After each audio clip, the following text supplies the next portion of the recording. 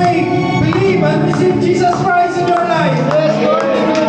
Pray this short prayer in your life. Lord Jesus, inaako ko. Ako isang makasalanan. Marami akong pagkukulang sa inyo.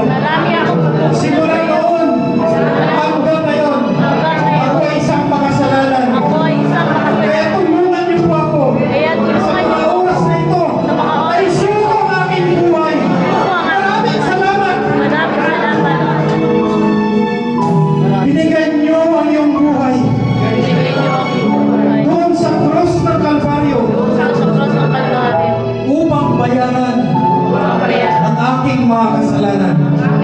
Kaya patawarin po ako, aking Panginoong Isus.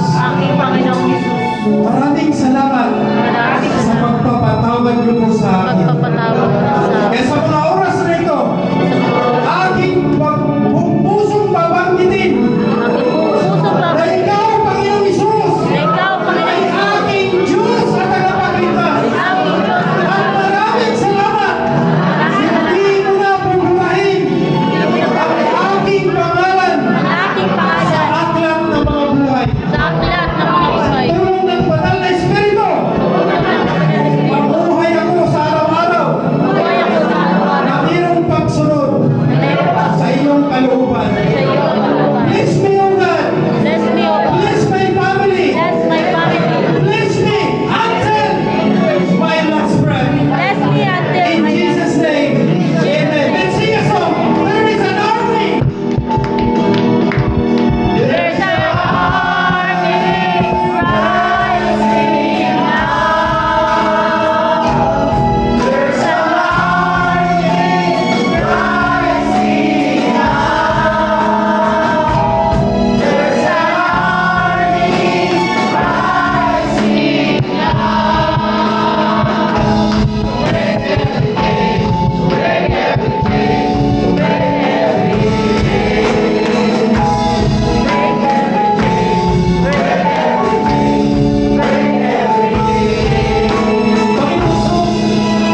Maraming salamat po sa katagumpayan sa gabi nito.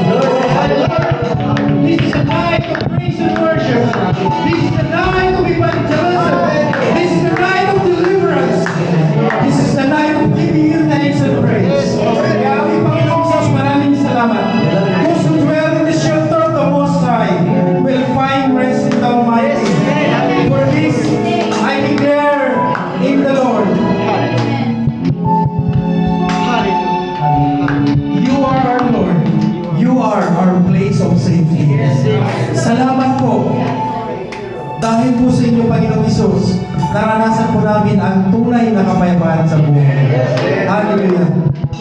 Thank you, Jesus, for your grace and mercy.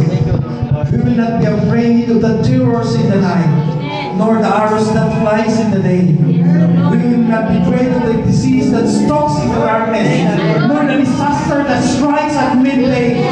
1,000 may fall at my side, though 10,000s are dying in front of me. We will not afraid of that, because Jesus Christ is with us. If God is with us, who can be against us? Nothing can be against us, because Jesus Christ is with us. Hallelujah. Thank you, Lord, that you are our refuge.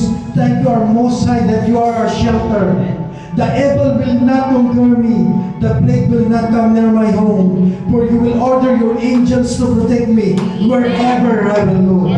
You will hold me up with your hands so that my foot will even hurt in a stone. I will trample over lions and cobras. I will crush first lions and serpents under my feet.